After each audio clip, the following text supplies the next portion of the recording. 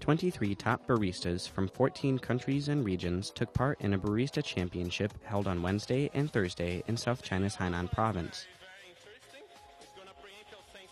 The 4th Fushan Cup International Barista Championship, held in Fushan Township, is China's most prestigious barista competition. During the 2-day annual event, every barista is required to make 12 cups of coffee within 30 minutes. The 12 cups are divided into 3 groups: 4 cups of espresso, 4 cups of cappuccino, and 4 cups of a third style chosen by the competitor. Yoshua Tanu was one of the first to show his skills. The Indonesian barista claimed a similar championship title in his home country in 2014.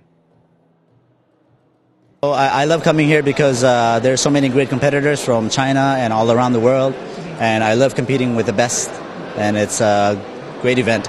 It's a big event. 15 judges will rate the baristas based on the acidity, body, consistency, and taste balance found in their coffee. We can see the most traditional ways of making and drinking coffee observed by Southeast Asian people here. These methods are quite unique and have surprised many judges and coffee experts.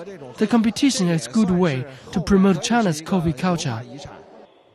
The competition was founded in 2012 and has gotten attention for the exchanges it fosters between high-level baristas. Fushan was chosen as the site of the competition because it has a history of coffee farming dating back to the early 1930s.